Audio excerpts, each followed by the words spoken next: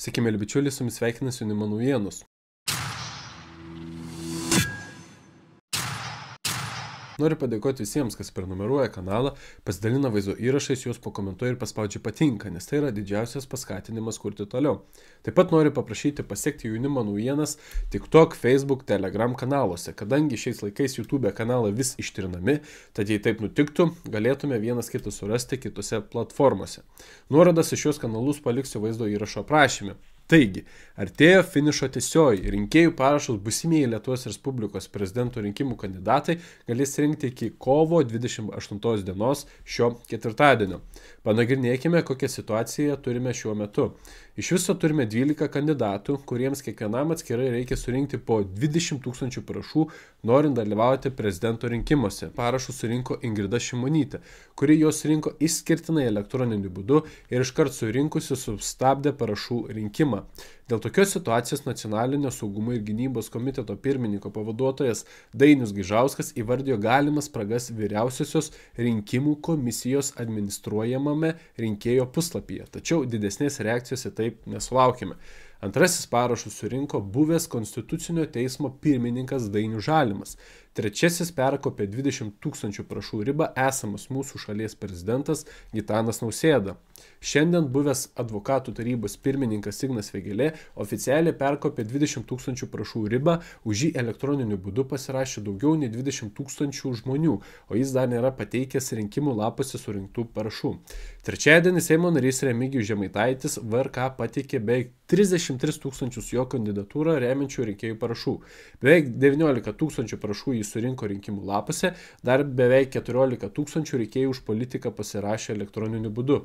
Prezidento rinkimuose kandidatuojančio darbo partijos pirmininko Andriaus Mazuronio atstovai trečiadienį VRK pateikė beveik 26 000 jo kandidatūrą remiančių rinkėjų parašų.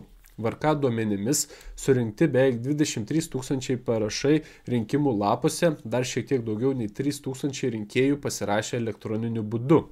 Seimo narys Aurelijus Veryga savo Facebook platformoje pasidalino žinia, kad už jį pasirašė beveik 37 000 žmonių, iš kurių šiek tiek daugiau nei 8 000 pasirašė elektroniniu būdu. Likę kandidatai dar nepateikė visų rinkimų lapuose esančių parašų VRK. Tai galime pasižiūrėti, kiek už juos žmonių pasirašė elektroniniu būdu.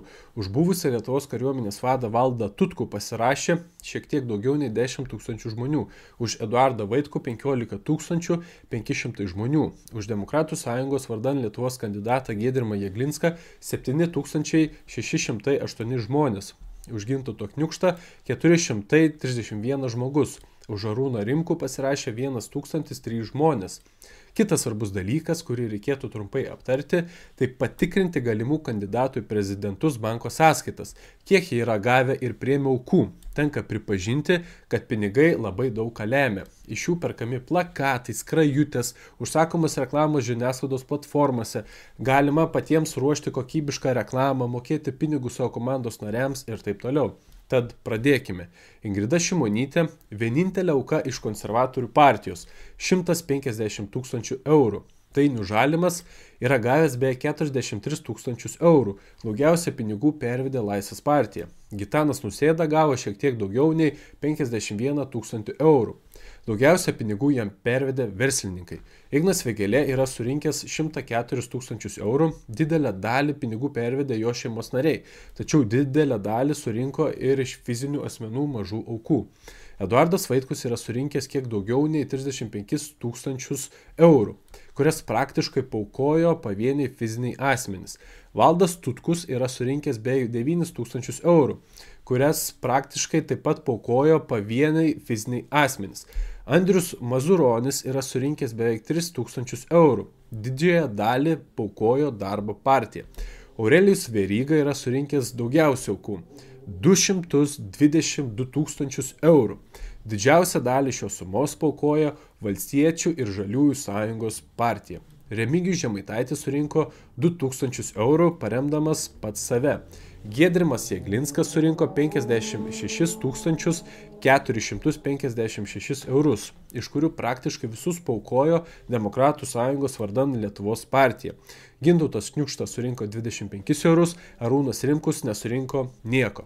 Tad štai, tokie skaičiai, išvadas galime pasidaryti patys. Už kokį kandidatą savo balsą atidavėte jūs, brangūs žiūrovai? Savo nuomonę galite palikti komentaruose. Iki.